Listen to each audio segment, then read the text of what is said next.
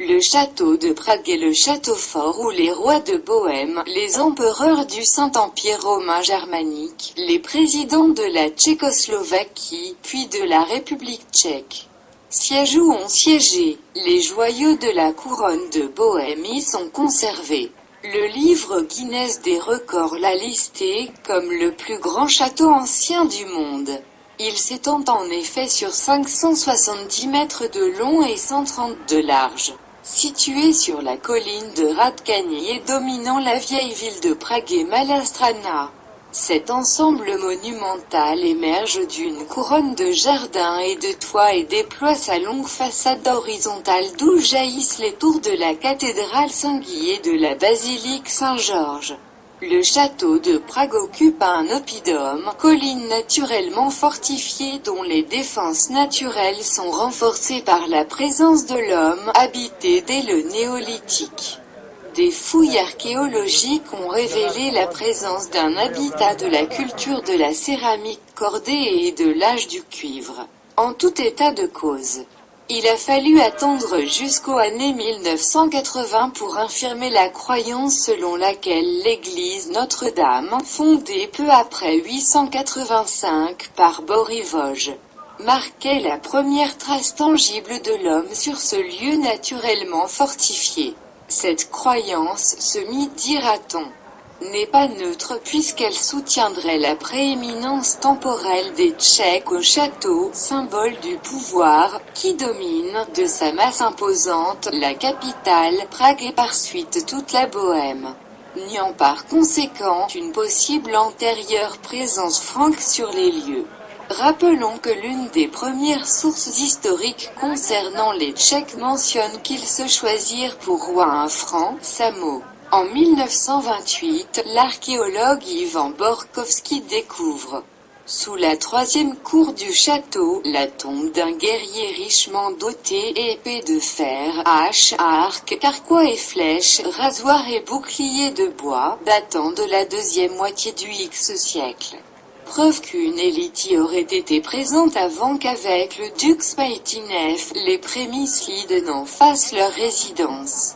Toujours est-il que la première trace écrite concernant le château est le fait de Cosmas de Prague, un moine qui écrit les chroniques à Bohémorum peu après l'an 1000 et mentionne qu'eut, autrefois, un hôtel païen logeait au point le plus élevé de l'oppidum. Sur cet emplacement, une église est édifiée par Venceslas, elle est dédiée à Saint Guy, saint patron des Saxons, signant ainsi l'orientation politique, culturelle et religieuse de l'État tchèque naissant.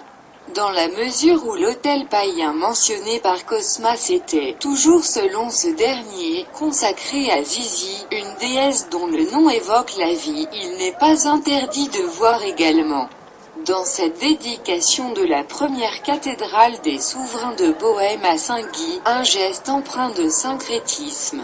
L'architecte d'origine française Jean-Baptiste Mathey édifie, vers 1680, les écuries qui servent aujourd'hui de salle d'exposition temporaire.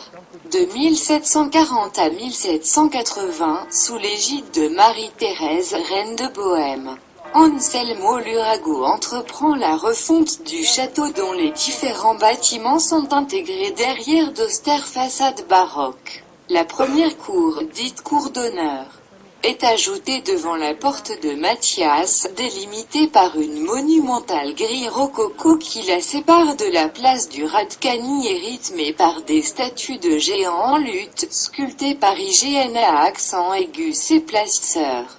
Dans la troisième cour, Niccolo Pacassi édifie le bâtiment dit « municipal » qui fait face à la cathédrale, le long de la muraille nord qui donne sur la fosse aux cerfs.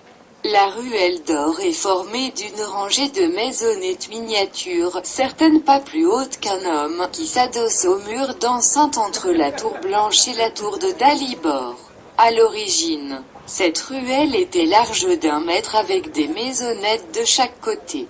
Celle-ci était habitée par les archers du roi, défenseurs du château. Pendant un certain temps, une prison féminine s'y trouva également. Avec le temps, la fonction d'archer perdit son importance.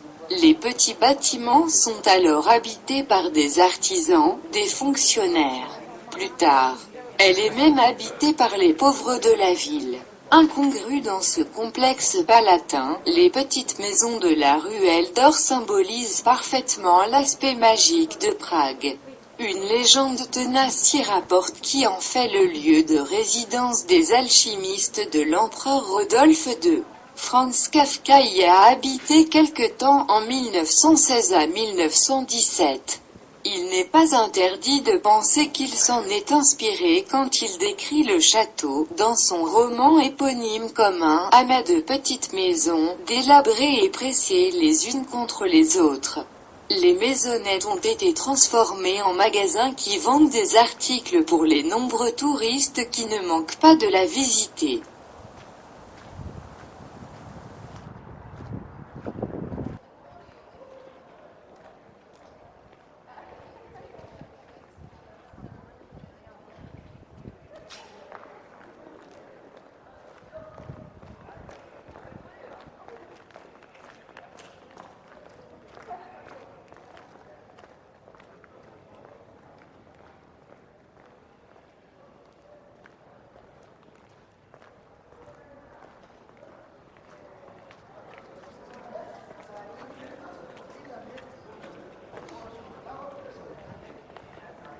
Точка, не ходить приятно.